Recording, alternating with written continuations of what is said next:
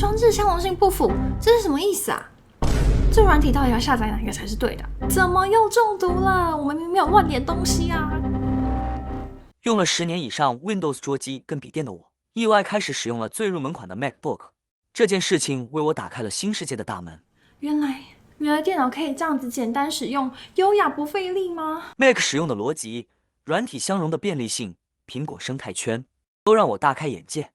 而且我还记得我第一次发现 iPhone 可以自动分享 WiFi 密码给 MacBook 使用的时候，我有多震惊。所以今天我们这部影片就是要来跟大家分享我自己从 Windows PC 换到 Mac 的心路历程，例如说使用上有哪些差异啊，转换上有哪些困难，还要怎样挑选适合你的 Mac。最后呢，也会有 Q&A 的环节来解答大家在转换上面会遇到的问题哦。所以还在犹豫要不要转换系统的你，千万不要错过今天这一集哦。转换原因跟背景。我自己呢是到出社会好几年之后都还在使用 Windows PC， 而且中间我完全没有考虑过要换 MacBook。第一个原因就是我没有钱，第二个原因就是完全没有动机。就是那个时候呢，我其实算是一个非常轻度的电脑使用者，对我来说呢，电脑就是可以用就好了。那你可能会想说，为什么会突然开始用 MacBook？ 事情就要追溯到我姐啊，她买了一台 MacBook， 就她在转换的时候呢，她用不习惯就没有继续用。然后过了很久之后呢，我的电脑刚好快要坏掉，所以我就把她的 MacBook 拿来用。所以这个转换其实是在我意料之外的。但是现在回头看呢，我会希望说我早一点开始用 MacBook， 因为这样子可以省下很多时间跟麻烦哦。使用过渡期。首先，大家最关心的应该是转换系统一定会遇到的过渡期，就是我们要开始习惯一个全新的电脑系统，叫 macOS， 也是苹果自己的电脑系统。然后这边呢，也要提到 Windows 跟 macOS 他们的使用逻辑是非常不一样的。打个比方，例如说我们今天要从 A 点到 C 点，那中间会需要处理 B 点。那按照 Windows 的逻辑呢，它会要你自己去找出 B 点，然后自己处理 B 点，然后最后再自己想办法到 C 点，就是一切都要自己来就对了。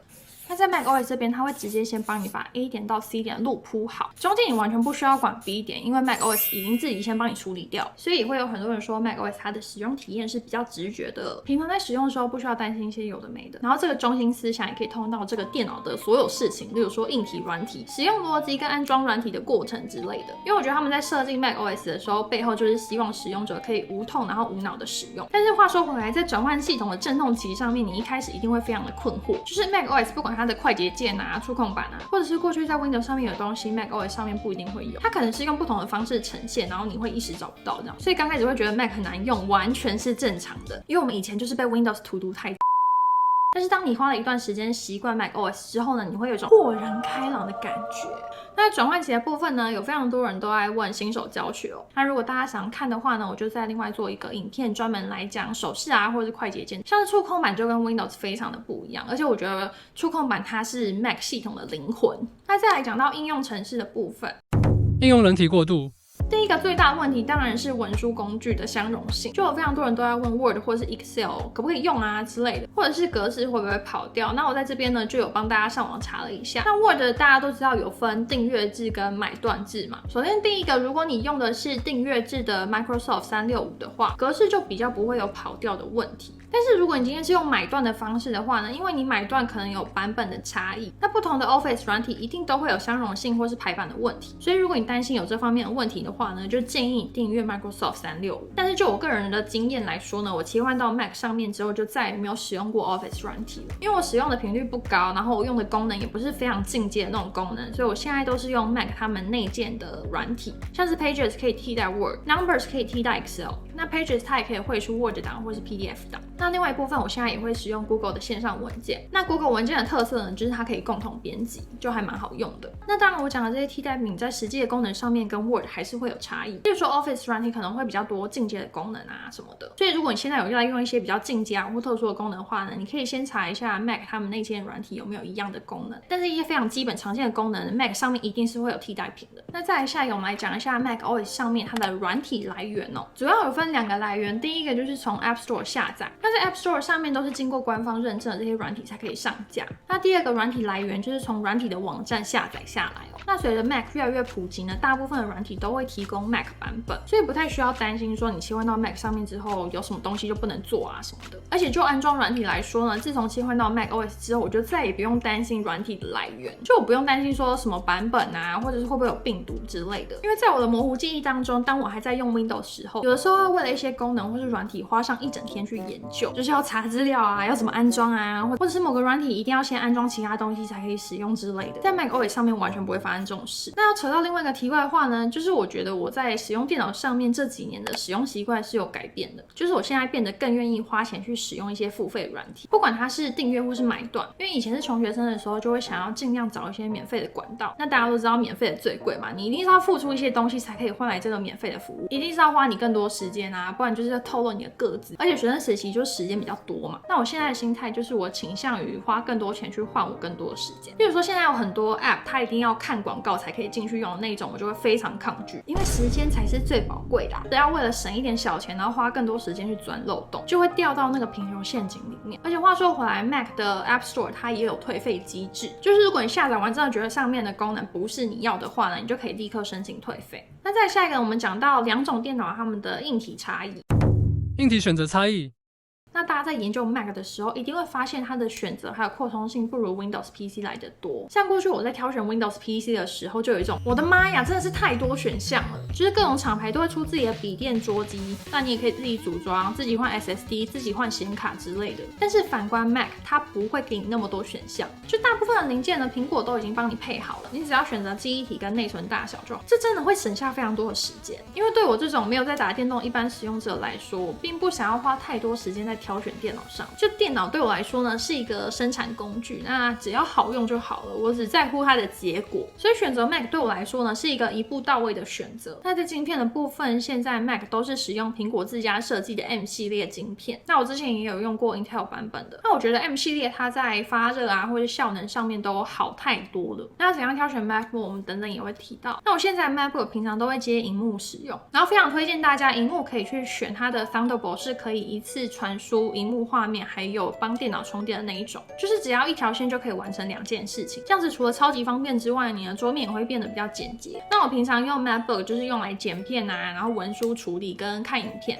苹果电脑一个非常大的优势就是它的生态圈，尤其当你手机原本就是使用 iPhone 的时候，搭配 MacBook 真的会是如虎添翼的感觉。然后也有观众跟我分享说，他换到 MacBook 就是为了 AirDrop。那 AirDrop 呢，它就是用无线传输的方式在电脑跟手机之间传输档案或者是照片。那除了 AirDrop 之外呢，非常好用的还有 iCloud。iCloud 它就是苹果自家的云端硬碟的感觉，就只要你是苹果的装置，不管是手机、电脑或是 iPad， 你都可以随时上传啊或下载档案，非常的方便。然后还有另外一个很好用的就是接力功能哦。接力功能就是例如说你今天在电脑上面复制了一段文字，你可以直接打开手机，然后在手机上面贴上。那再来呢，我们要来讲怎样的人适合 Mac。怎样的人适合选择 Mac？ 1. 追求使用体验和设计感的用户。因为正如我们前面所说呢，它使用起来是非常直觉的，然后界面也非常的简洁。那我在 Instagram 上面也做了一个调查，问大家 Mac 使用的感想。我们来念几则大家的反馈。对我来说，用了就回不去，因为省事很多。一开始很不习惯，到后面觉得哇靠，怎么整个好好用，速度感觉就是从走路坐上了超跑一样。2. 苹果生态系统用户。就是如果你原本就已经拿 iPhone 的话呢，用 Mac 真的会非常的方便，例如说 AirDrop， 另外在备份相片啊或备份手机之类都非常好用。3. 创意专业人士。在第3种适合 Mac 的族群呢，就是创意专业人士，像是设计啊、音乐制作或是影片编辑这种需要创意的工作都非常适合 Mac， 因为 Mac 它的图形跟影像处理能力很强，然后它也有很多专业等级的应用程式都有支援，然后你可以按照你需要的效能等级去往上选择更强大的晶片，像是 M3 Pro 或是 M3 Max 晶片，这些高阶的晶片就是为了这些创意工作者而设计的。4. 重视安全性和隐私的用户。那举个例子呢，就是我自己有在使用的 iCloud 付费版，它里面有一个功能叫做隐藏电子邮件。那这个功能就是当你今天每注册一个网站，都会使用不一样的假 email， 没有错，就是假的 email 账号。那这些假的 email 账号呢，会帮你把信件转到你真正的信箱里面。所以当你今天想要删除账号的时候，你就动动手指头删除那个假 email 就好，就不用担心一些网站或是 app 一天到晚寄一些广告到你的信箱里面。我个人觉得这个功能非常的好用。那讲完了 Mac， 我们也来讲一下哪一些人会适合 Windows PC 哦。哪些人适合选择 Windows 电脑？ 1. 预算型消费者。因为 Windows PC 种类非常多，从入门到高阶款一应俱全，而且你也可以选择自己组电脑，那这部分预算你就可以自己压下来。2. 游戏爱好者。就是 Windows PC 它在硬体升级上面有更多选择，那喜欢玩游戏的人一定都是追求效能跟散热好，所以大部分游戏爱好者都会选择自己组装电脑。4. 技术和开发专业人士。因为这些人在工作上可能需要使用到特定的软体或是开发环境，那在 Windows 就是会提供更多元的选择。那再下一个呢，我们来讲到 MacBook 要怎么选哦。MacBook 怎么选？第一个要讲到一般的使用者，就是你平常用电脑大部分都是文书使用，不然就是看看影片。这种比较轻度使用的话，我觉得你就可以考虑 MacBook Air。那在价格上面呢，现在最新款 M2 MacBook Air 13寸，它是台币35900。那如果你今天预算高一点的话，你也可以选择最新的 M3 MacBook Pro 14寸，它的价格是台币54900。那它的价差会这么多，其中一个原因是最低储存空间不一样，还有这两个机型有一个非常大的差异，就在于它的接口。那在 MacBook Pro 的部分呢，它有多 SD 卡槽，还有 HDMI 孔，所以就是看你自己需不需要这两个孔这样。那告诉大家一个捡便宜的方式呢，就是你可以到苹果商店的这个认证整修品网页捡便宜哟。那这个认证整修品它一定是有重新包装，然后重新的品检，那让你打开的时候感觉就是一个全新品。那它的保护也跟一般的新品一样是1年哦，然后你后续也可以再加保。那除了一般使用者之外呢 ，M 系列的晶片还有更高阶的，例如说 M3 Pro 或 M3 Max。那这些比较高级的晶片，他们所针对的族群也稍微有一点不一样哦。例如说 M3 Pro 呢，它是针对当你今天工作流程是比较复杂的，例如说你是写程式的，或是你从事创意相关的工作的。那再上去，目前最高阶的 M3 Max， 那适合的族群像是有机器学习的程式设计师，另外还有 3D 动画师或是影片剪辑师，也非常适合 M3 Max。那最高有支援到128GB 的记忆体哦。不过目前这个最新出来的 M3 Max 有测出来说，它的影像处理能力其实是跟上一代一样的，所以在影片剪辑这部分，大家也不用追求最新版的晶片这样。接下来我们来进到 Q&A 时间，就是在 Instagram 上面，大家有投稿一些使用 Mac 会遇到的问题，我在这边跟大家讲解一下。问题1：动不动就需要更新，甚至还会强制执行，急着用电脑时真的会崩溃。我在剪片的时候发现，你有可能是这个检查自动更新有打开，所以它每次都会自己跳出来。那其实你可以进到设定，然后在一般的软体更新里面，你会看到这个自动更新，有没有？然后点这个圆圈 I， 这边你就把检查更新项目把它关起来，这样它就不会自动强迫你去更新这样子。那这边呢，有一点可以分享的，就是我在使用上面也有遇到过，例如说它系统已经更新，可是它软体没有更新的窘况。那这种状况就很容易出现 bug， 就是宕机或是功能出错之类。例如说像 Final Cut Pro 之类的专业软体就会非常的困扰。所以呢，这几年用下来，我大部分都不会在系统更新的第一时间马上就更新，就是我会等一阵子观察一下。那另外一种反过来的情况，就是有时候软体用的好好的，突然开始出现 bug， 那这种情况有时候反而更新的话，问题就消失了。所以大家在使用 Mac 的话呢，就可以稍微注意一下更新的问题。问题2：档案格式的转档，还有部分软体不能用。如果你今天这个转档指的是文件的转档的话呢，我建议可以使用 Mac 他们内建的 Pages， 它可以绘出不同的格式，像 Word 档啊或是 PDF 档都是没有问题的。或者是你怕格式跑掉的话呢，就建议使用我刚才讲的 Microsoft 365。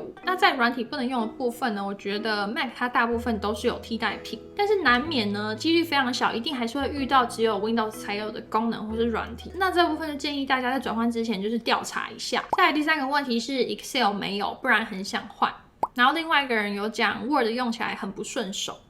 那像我自己呢 Excel 我就是直接用 Numbers 来代替哦。一些很常见的基本功能都是一定有的，像是插入公式啊，或是过滤条件等等。那至于 Word 的话，我也是直接用 Pages 代替。那第4个问题，我把几个相似的回复都加在一起，就是滑鼠往上往下一直混乱，切换输入法适应不良，快捷键好难，右下角显示桌布按哪里都没有用。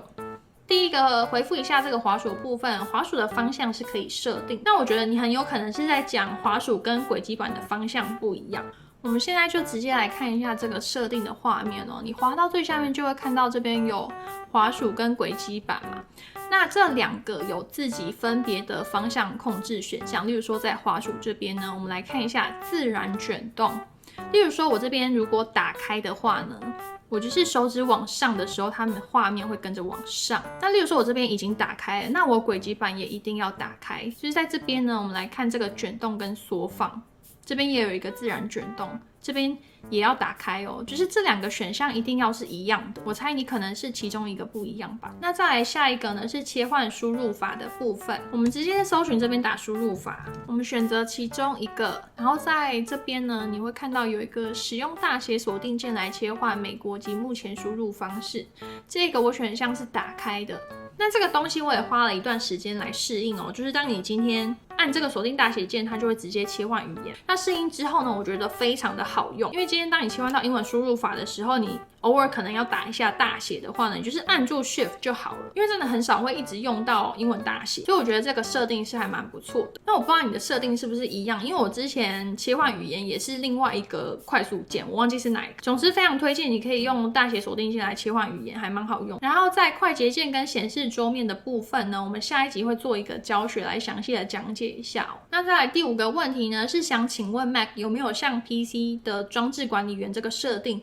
那 Mac 的驱动程式是怎么更新的呢？ Mac 它是没有装置管理员这个东西的，但是呢，在设定的你往下滑到最下面这边有一排的装置，有没有？如果你是印表机就可以直接点进来，或者是当你今天装置是用蓝牙连接的时候，你也可以直接进到蓝牙这边来选择你的装置。就是在 Mac 上面它虽然没有装置管理员这个选项，可是我觉得使用上是完全没有问题的。那至于驱动程式的部分呢，完全不用担心，我已经完全忘记什么叫驱动程式了，就是它其实是包含在 macOS 里面，就是你只要需要更新 macOS 就可以了。那以上呢就是我们这一次的 Q&A， 那如果你的问题没有被回答到的话呢，欢迎在影片的下方留言哦，那我也会在下一部的教学影片里面一起回答大家。好，那我们今天呢从 Windows PC 换到 Mac 的心路历程就差不多介绍到这边。影片最后也记得要分享这部影片给你周遭想要换电脑的朋友。那我们现在频道也开启了会员的项目，大家可以选择我头像旁边的加入，就可以以加入会员的方式支持这个频道来营运哦。然后我们也会把频道会员的名单放在片尾来感谢大家的支持。那我们今天影片就到这边，我们就下部影片再见喽。